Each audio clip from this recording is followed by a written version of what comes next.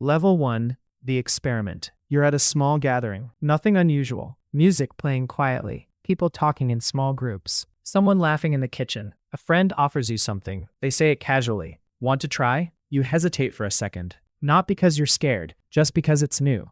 But everyone else seems relaxed. Nobody looks worried. Nobody looks like their life is falling apart. So you try it. At first, nothing dramatic happens. You just feel lighter. Your shoulders loosen. Your thoughts slow down. You feel calmer than usual. Talking feels easier. You laugh more. For a while, everything feels simple. You go home later that night, thinking one thing. That wasn't a big deal. You wake up the next morning. You feel mostly fine. Life continues. Work, school, friends, and you don't think about it again. But your brain remembers something important. Level 2, the occasion. A few weeks later, it happens again. Another gathering, another late night. Someone offers it. This time, you don't hesitate. You already know what it feels like. It was fun last time, so you take it again. Nothing bad happens. You laugh, you talk, you feel relaxed. And because it only happens once in a while, it feels harmless. Just something social, something that happens during certain nights, parties, weekends, celebrations. You still wake up the next day and go to work. You still pay your bills. You still see your friends. Nothing in your life looks different, but slowly, something changes inside your mind. Your brain starts connecting the feeling with those moments. Music, late nights, certain people. You begin expecting that feeling when those moments happen. You don't need it, but you like it. Level 3, the habit.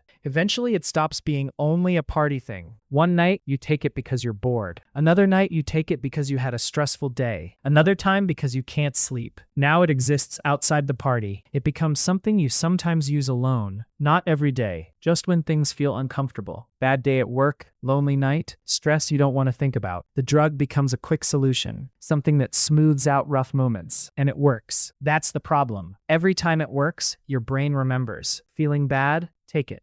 Feeling stressed? Take it. Feeling bored? Take it. The pattern grows slowly. You still feel in control. You tell yourself you could stop if you wanted, and maybe you could, but you don't, because life feels easier when the shortcut exists. Level 4, the dependence. After a while, the drug doesn't feel as strong. The first few times felt powerful. Now the effect is weaker, so you adjust. Maybe a little more often. You tell yourself it's normal. People build tolerance. Nothing strange about that.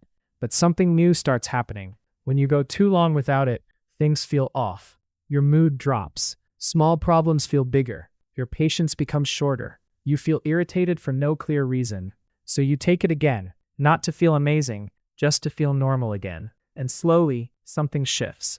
The drug isn't something extra anymore. It's becoming something your brain expects. You don't call it addiction. You just call it stress relief. Because in your mind, addicts are people who have lost everything, and your life still looks normal. Level 5, the negotiation. At this level, you start noticing the pattern. You realize you're using more than before. So you make rules. Only on weekends. Only after work. Only a small amount. You follow those rules for a few days, maybe even a week. You feel proud of yourself. See, you're still in control. But life doesn't respect your rules.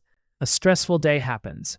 An argument, a long shift, a bad night, and the rule bends, just this once, then another time, then again. Each time you promise the same thing. Tomorrow will be different, but tomorrow usually looks the same, because now your brain has learned something.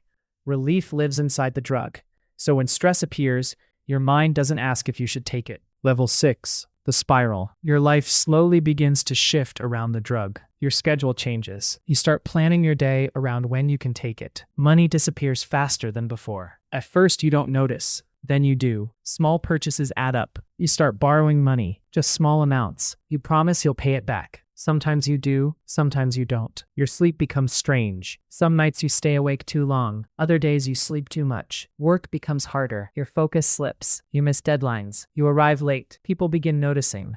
Your boss asks if everything is okay. Friends ask if you seem tired. You say you're stressed. You say work has been hard, but the truth is different. The drug doesn't even feel great anymore. It just stops things from feeling worse. You're not chasing the high anymore. You're trying to avoid the crash, and slowly, the rest of your life starts to unravel. Level 7, the collapse. Eventually, the problems become visible. You miss work more often. Your performance drops. One day, your boss calls you in. They say things have changed. You promise you'll fix it, but you can't, because by now the drug is controlling your routine. Soon the job is gone. You tell yourself you'll find another one, But finding work is hard when your sleep is broken, when your mind is foggy, when your priorities are somewhere else. Bills start piling up. Rent, credit cards, loans. You stop opening certain emails. You ignore phone calls. Friends start pulling away. Some tried to help earlier. You push them away. Others just quietly disappear. Relationships break. Family stops trusting your promises. You promise everyone the same thing. You'll quit soon. But when you try to stop, something terrifying happens. Your body reacts. You feel restless. Your thoughts race. Your mind keeps repeating the same idea. Just one more time. Level 8.